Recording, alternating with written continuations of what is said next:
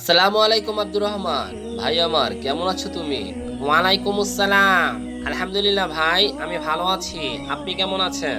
আলহামদুলিল্লাহ ভাই, আজকে তোমাকে একটা সুন্দর বিষয় শোনাবো। এই বিষয়টা তোমার জন্য খুবই জরুরি। হ্যাঁ ভাই, শুরু করেন। শোনো, আমাদের সমাজে এখন একটা খুবই জনপ্রিয় ব্যবসা রয়েছে, যে ব্যবসাটা মানুষ কোনো পরিশ্রম ছাড়াই করতে পারে। আর এই ব্যবসাতে প্রচুর লাভ রয়েছে। কি বলছেন ভাই, কোনো পরিশ্রম ছাড়াই ব্যবসা আর তাতে প্রচুর লাভ? তাহলে তো এই ব্যবসাটা করতে হয় ভাই, যদি একটু বলেন আমার উপকার হয়। আমি এখন ছোট সেটা ঠিক আছে, কিন্তু পরিশ্রম ছাড়া কাজ সেটা করতে পারবো। তওবা করো, তওবা করো আব্দুর রহমান, কখনোই এই ব্যবসা তুমি করবে না। আমি তোমাকে এই ব্যবসার ভয়াবহতা সম্পর্কে বলবো।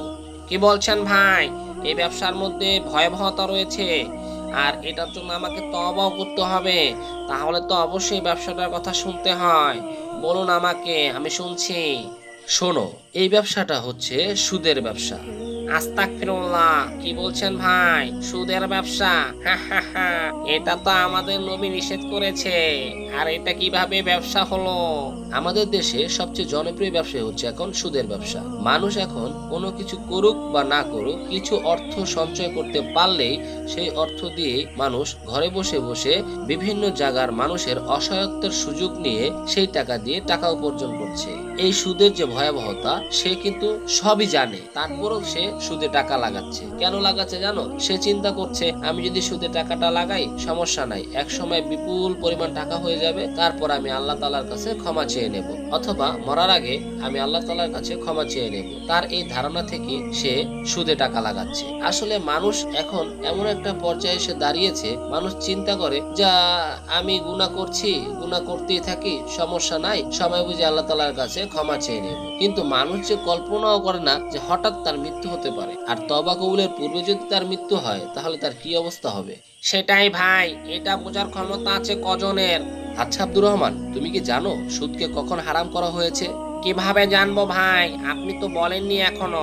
শোনো, সুদকে হারাম করা হয়েছে ওহদ যুদ্ধের পর। ওহদ যুদ্ধে আমাদের নবী হযরত মুহাম্মদ সাল্লাল্লাহু আলাইহি সাল্লাম যখন নেতৃত্ব দিচ্ছিলেন, তখন আমাদের সেনাবাহিনীর দল পিছু হটে যায়, কারণ আমাদের সেনাবাহিনীর দলের অধিকাংশ লোকেদের সাথে কাফেরদের সুদের ব্যবসা ছিল। তারা বিভিন্নভাবে অর্থের লোভ দেখিয়েছিল বা অর্থের লোভ দেখিয়ে তাদেরকে দুর্বল করে দিয়েছিল, যার জন্য তাদের যুদ্ধক্ষেত্রে পিছু হটতে হয়েছিল। কি বলছেন ভাই, এত বড় সমস্যা হয়েছিল তখন? এই জন্যই মনে হয় আল্লাহ সুবহানাহু ওয়া তাআলা সুদকে হারাম করে দিয়েছে। হ্যাঁ, এই জন্য সুদকে হারাম করে দিয়েছে। আর সুদের ব্যাপারে সবচেয়ে বড় এবং সবচেয়ে ভয়াবহ যে গুনাহের কথা বলা হয়, সেই গুনাহের কথাটা আমি তোমাকে এখন বলছি। সুদ খাওয়ার জন্য 70টা স্তরের গুনাহ রয়েছে। তার মধ্যে একটা স্তর যে গুনাহটা, সেটা হচ্ছে নিজ মায়ের সাথে জিনা করা। আস্তাগফিরুল্লাহ ভাই, কি বলছেন?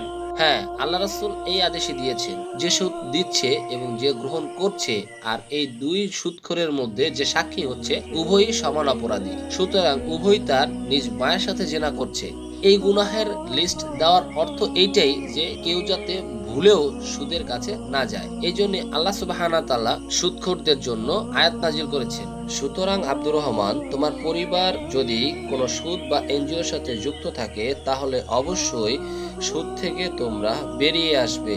কারণ আমি চাই না আমার কোনো ভাই এবং বোনেরা এই সুদের সাথে যুক্ত হয়ে নিজেদের ইহকাল এবং পরকালকে হারিয়ে ফেলে। ইনশাল্লাহ ভাই, আমাদের পরিবার সুদমুক্ত রয়েছে আর কোনো এনজিওর সাথেও যুক্ত নয়। দিন আনে দিন খায়। আর আমি আমার কাছের যত ভাই আছে তাদেরকে আমি বলে দেব তারা যাতে এই সুদ থেকে দূরে থাকে, কারণ সুদ হচ্ছে মানুষের জীবনের ধ্বংসকারী একটা ক্যান্সার, আর এটাই মানুষের ইহকাল ও পরকালকে ধ্বংস করে দেয়। আপনি আমাকে এ বিষয়ে সতর্ক করার জন্য আপনাকে ধন্যবাদ ভাই। কি বলছো ভাই? ভাই আর ভাইয়ের মধ্যে কোনো ধন্যবাদ নেই, শুধু রয়েছে বুক ভরা ভালোবাসা।